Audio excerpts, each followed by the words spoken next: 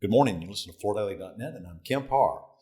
I'm in Austin, Texas at Mohawk's Rhinory event, and I run into Bruce Odette, the CEO of Carpet Exchange. Bruce, how you doing? Doing great, Kemp. How are you? Good. We just spoke about a quarter ago. You had been awarded Mohawk's Retailer of the Year. I wanted to catch up. Some things have evolved here, and the economy's a little different. We'll catch up with that in just a minute. First, though, we're at this event. And last night was a great dinner. We got to spend time with Doug Chatterton, Great Floors, Marianne Adams with Avalon, Tom Brewer with Brewer Carpet, Deb DeGraff, just to name a few. It's really neat to be with some of the strongest leaders in the business, isn't it?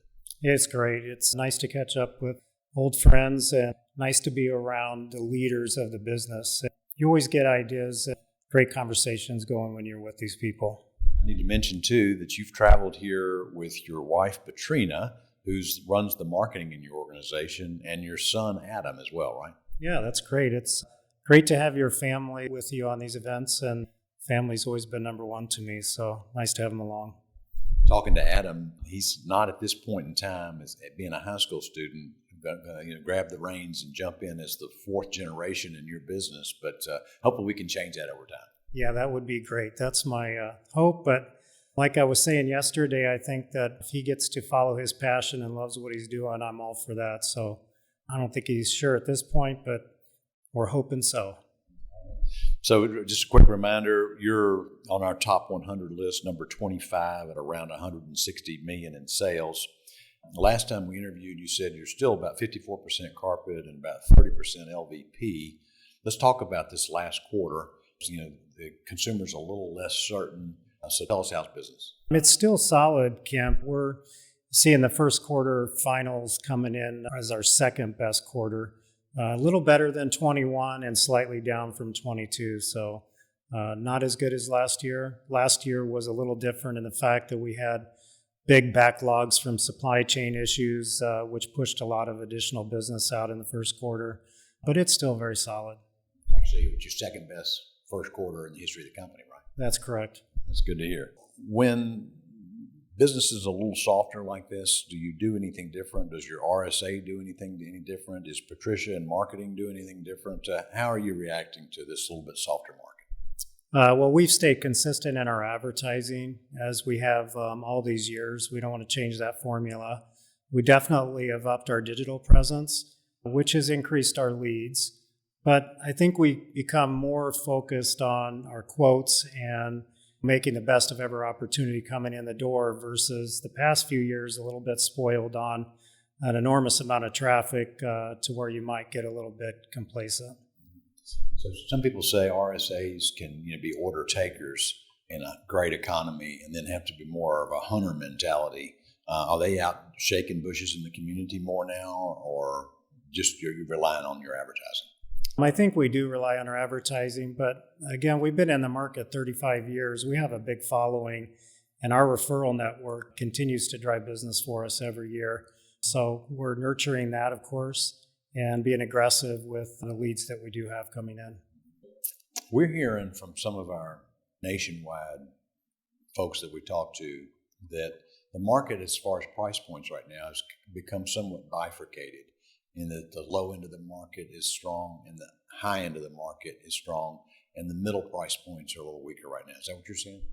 We're not seeing that. I think our price points have definitely been driven up over the last 5 years significantly, and I think it's holding steady with that pace for us. We have a wide variety in each price point. If anything, I would say our medium price point continues to grow, and then the upper end business is very solid.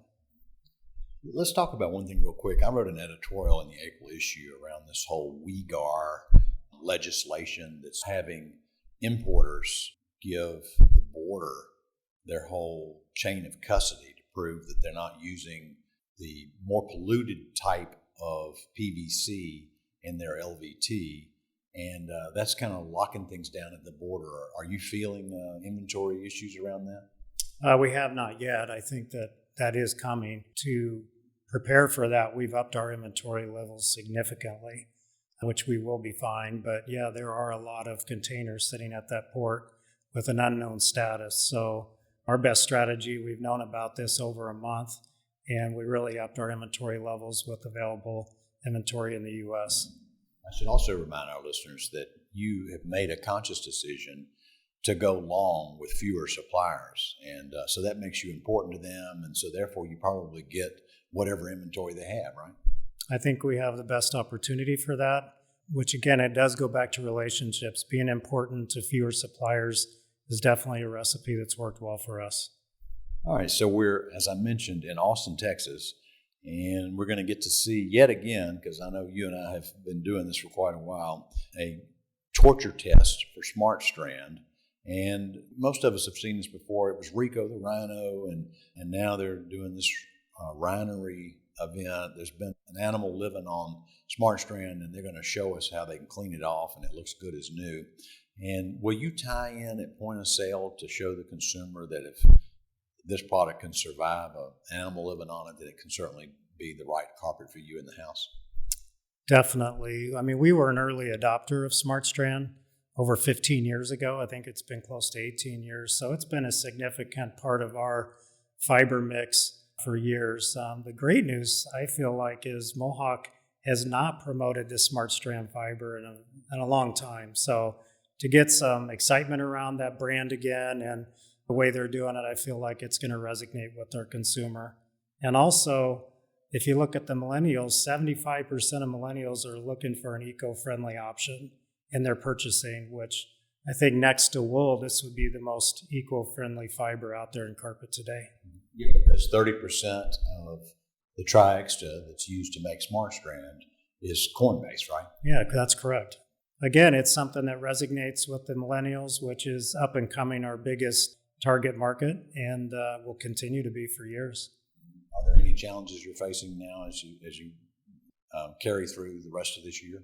I'm pretty bullish on the rest of the year. I'm feeling like with the inflation numbers that just came in, which are the lowest since 21, that we're going to see a backing off on the Feds on the interest rate hikes, which again will create more movement housing market, and getting people moving around. That creates a lot of flooring opportunities. That's two of our stories today on Floor Daily. We're talking about inflation being at 5%, and also loan requests are up to 5%, which is good to see, right? That is amazing. Yeah, that definitely drives consumers through the door, no question. All right, Bruce, great to talk to you again. Thanks for spending time with our listeners. We've been talking to Bruce Odette, the CEO with Carpet Exchange, and you've been listening to Kemp Harr on FloorDaily.net.